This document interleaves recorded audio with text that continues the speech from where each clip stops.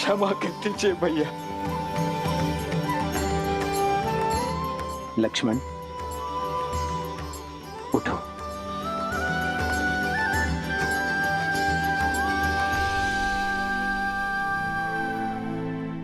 ये सत्य है भैया, आपके निर्णय की अवहेलना करता रहा।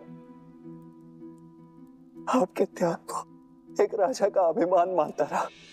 पर तो सत्य ये भी है भैया कि इतने वर्षों तक प्रति क्षण में आपको देखता भी रहा। इतने वर्ष मंकल में एक प्रतासी की भांति रहकर अभिमान से दूर होकर भी आपने उन्हें स्वयं से दूर होने नहीं दिया भैया।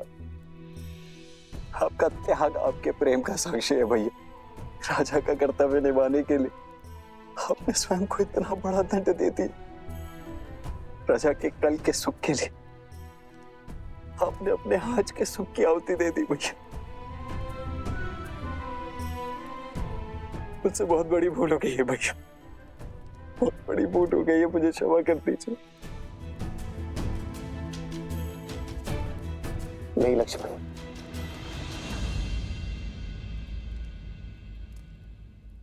जितना दुख मुझे सीता के बिछड़ने का था, उतना ही दुख मेरे लक्ष्मण को स्वयं मुझसे दूर जाते देखने का था।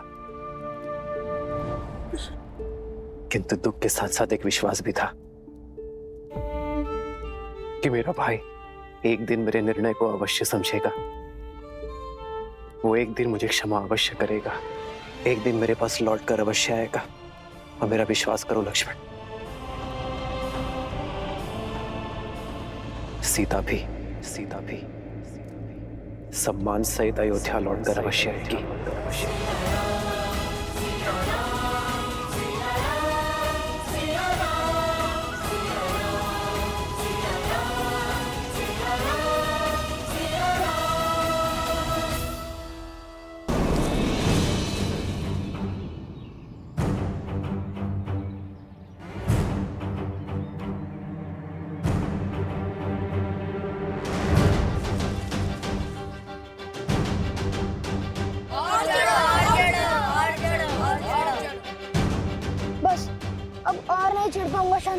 पिताश्री ने यज्ञ के लिए श्रीफल मंगवाए हैं। रिक्त हाथ लौट नहीं सकते। ऊपर चढ़ो, अन्यथा दंड मिलेगा।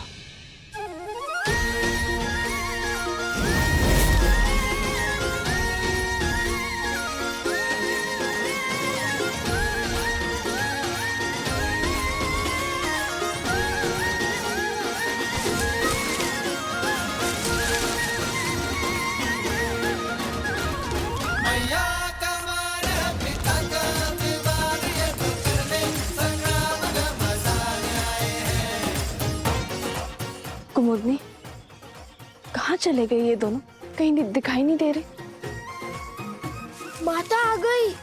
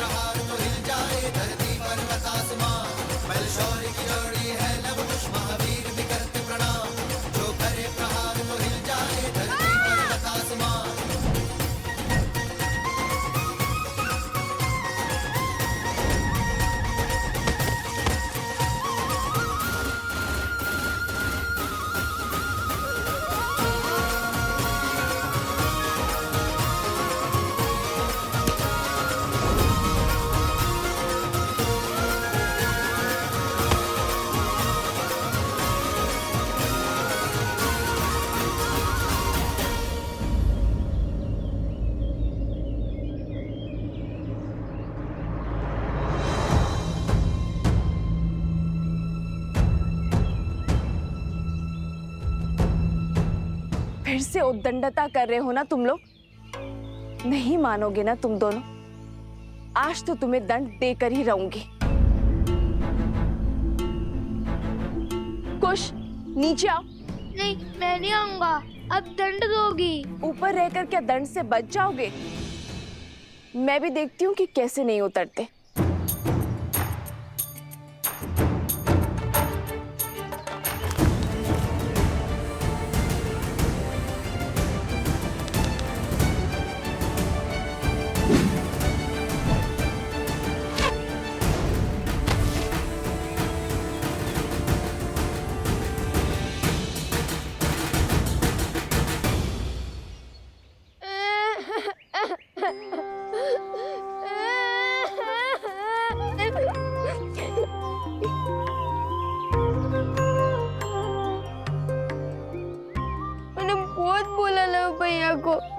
ऊपर मत भेजो, माता क्रोधित होंगी।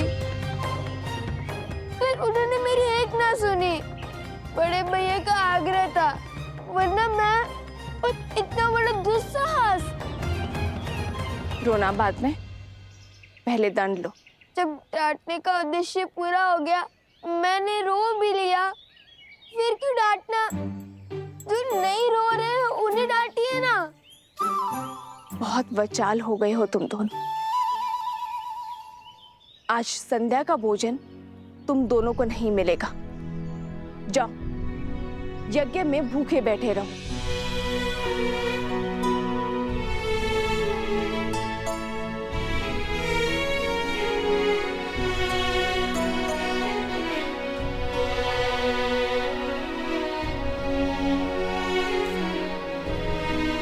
वन देवी, लवकुश आपके सामने यूं ही ब्रज पर चढ़ गए, आपको भय नहीं लगा?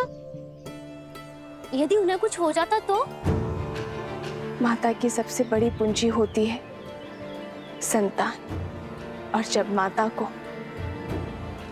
अपनी संतान की योग्यता पर संदेह लगने लगे तो समझ जाओ कि उसे संदेह अपनी दी गई शिक्षा और संस्कार पर है।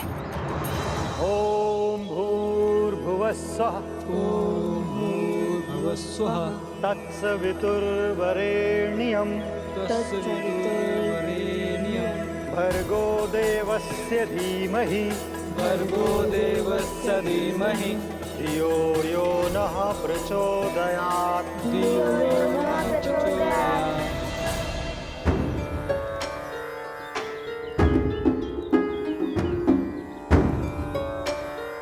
लव, कुश, तड़ासन में खड़े होकर वेद पाठ करो। यही दंड है तुम्हारा। जी गुरुदेव।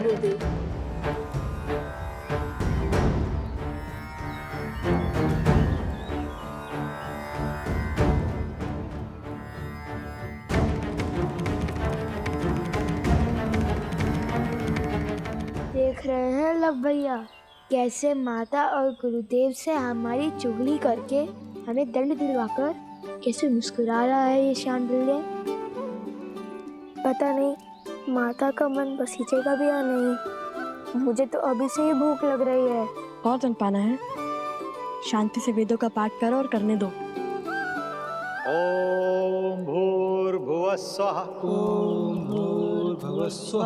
तत्सवितुर्वरेण्यं भर्गो देवस्य धीमहि धियो यो नः प्रचोदयात्।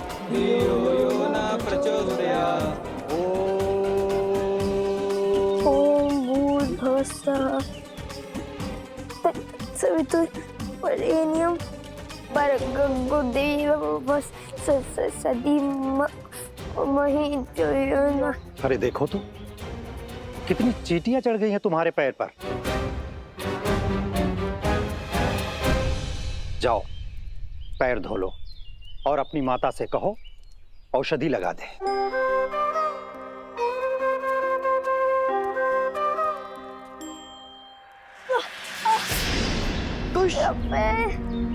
भैया सहायता करो। जाओ, सहायता करो। जी गुरुदेव।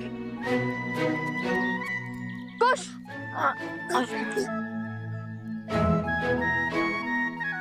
बहुत पीड़ा हो रही है गुरुवर, क्या भैया मुझे कुटिया तक छोड़ सकते हैं?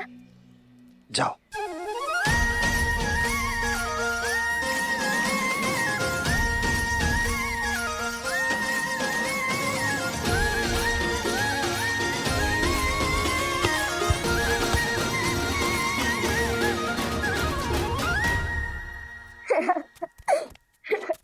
क्या आवश्यकता थी इस स्वांग की?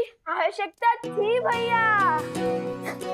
हमने देखा नहीं शांडिल्य का मुख कैसे उल्लू की भांति उतर गया था।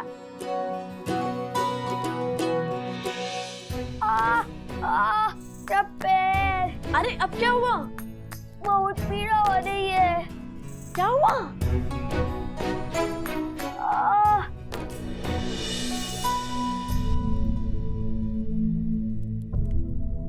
क्या हुआ कुश? कैसे हुआ ये सब? तारासन में खड़े खड़े वेदों का पाठ कर रहे थे, तभी चींटियों ने काट लिया इसे। कितनी पीड़ा हो रही होगी ना। मैं औषधि बनाती हूँ जिससे तुम्हारा कष्ट छूमंतर हो जाएगा।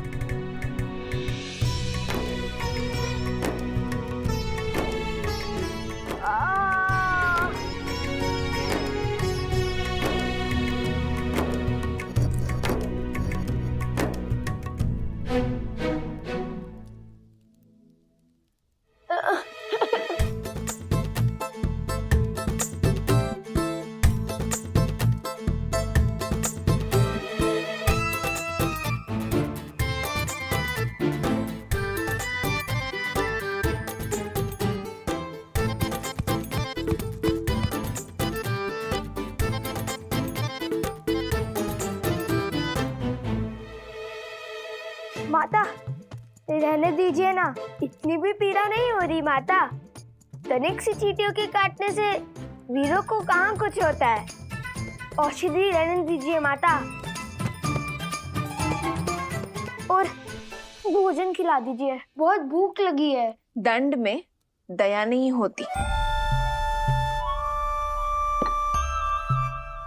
और जब ऋषि हरित ने अपने पुत्र शांडिल्य को नारियल लेने के लिए भेजा था, तो तुम दोनों वृक्ष पर क्यों चढ़े?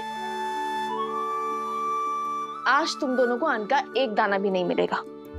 मुझे लगा आप भूल गई होंगी। अब रोना शुरू मत करना। बताओ लव, तुम दोनों वृक्ष पर क्यों चढ़े?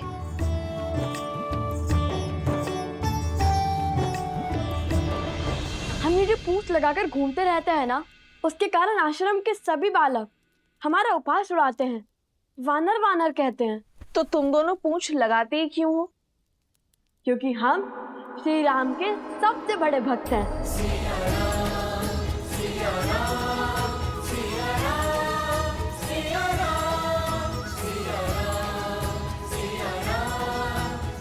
हनुमान जी से भी बड़े भक्त हैं। इसलिए पूंछ तो लगानी ही पड़ती है ना। तो इसका शांडिल्य से लड़ाई का क्या संबंध है? और तुमने उसके कार्य में बाधा क्यों डाली? माता, भ्राता शांडिल्य बड़े ध्रुत हैं, सदा हमें छेड़ते रहते हैं। उन्होंने हमें चुनौती दी थी कि यदि हम श्री राम के सबसे बड़े भक्त हैं तो उन्हें उड़कर दिखाएं। और पता है सोमकरण ने क्या कहा? हनुमान जी के पिता तो स्वयं पवन देव हैं। तुम्हारे पिता कौन है बताओ?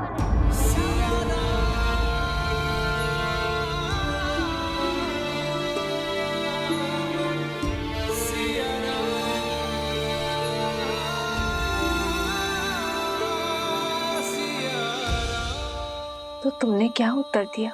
उत्तर तो भैया ने दिया है कि पिता ज्ञान देते हैं और माता संस्कार। हमें तो दोनों ही माता से प्राप्त हुए, तो हमारी माता ही पिता हुए। अब आप बताइए, यदि हमारी माता ही हमारे पिता है तो इसमें समस्या क्या है? हमें तो नहीं है। माता, हम उड़ तो नहीं पाए, पर वानरों के बाती वृक्ष पर चढ़कर नारियल अवश्य तोड़ लाए हम, है ना भैया? तो हुए ना हम श्री राम के सबसे बड़े भक्त।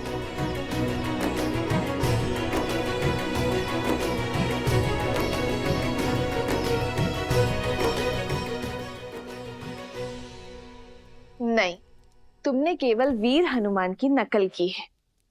चलो बैठो। उनसे बड़ा भक्त बनने के लिए बहुत समय और बहुत तपस्या लगेगी।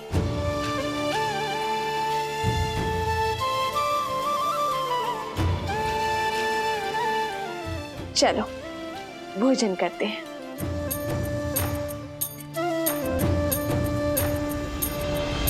किंतु भोजन करेगा केवल लव।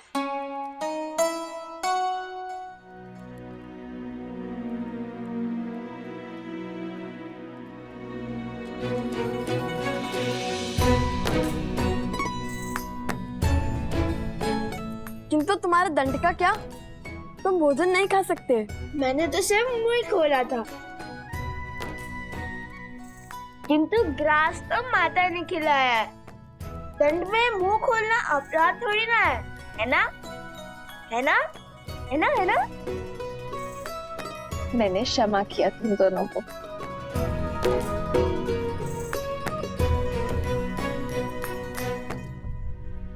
माता, जब हम राजा राम से मिलेंगे ना, तो उन्हें अवश्य बताएंगे कि हम हनुमान जी की भांति वृक्ष पर चढ़ सकते हैं, भांति भांति के कर्तव्य दिखा सकते हैं। फिर उन्हें विश्वास हो जाएगा कि हम उनके सबसे बड़े भक्त हैं।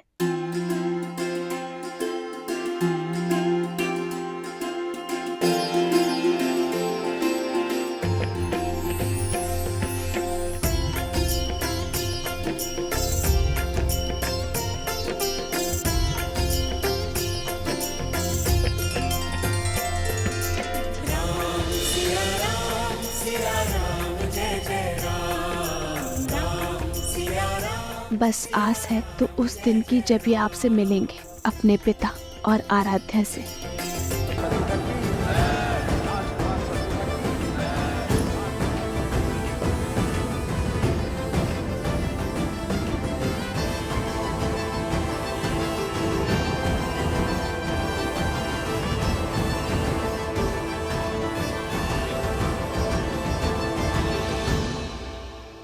राजकुमार शत्रुघ्न नहीं, मधुपुरी का राजा शत्रुघ्न कहो।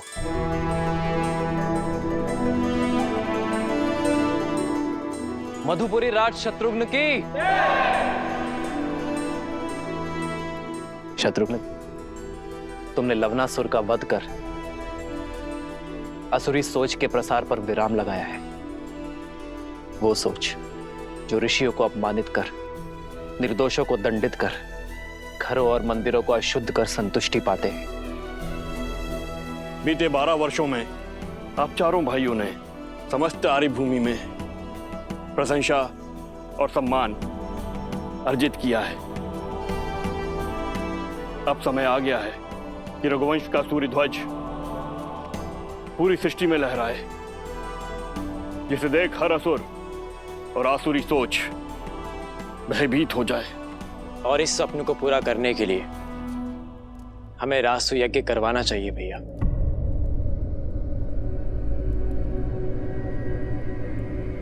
नहीं भरत,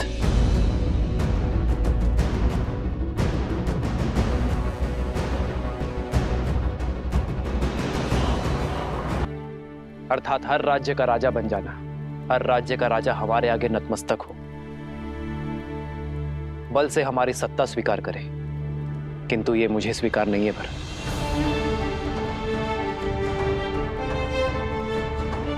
रामराज्य का लक्ष्य है कि हर कोई मन से स्वतंत्र अनुभव करे, मन से मुक्त अनुभव करे।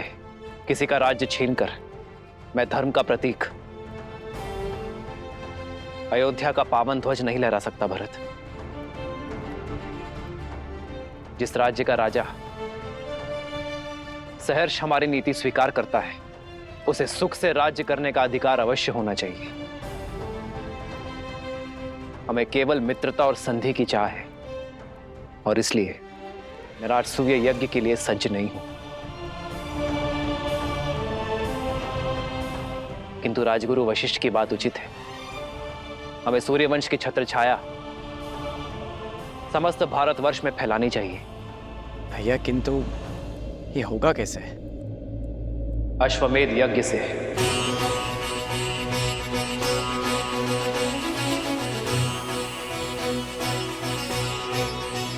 महाराज के कहने का तात्पर्य है कि जो भी राज्य हमारे यज्ञ के अश्व का श्रद्धा पूर्वक स्वागत करेगा, उस राज्य में धर्म की अर्थात राम राज्य की स्थापना होगी। वो राज्य हमारा मित्र राज्य बन जाएगा, और हमारा युद्ध केवल उनसे होगा जो हमारे अश्व को रोकने का दुस्साहस करेगा। आचार्य, हमें अश्वमेध यज्ञ की तैयारी आरंभ करनी चाहिए।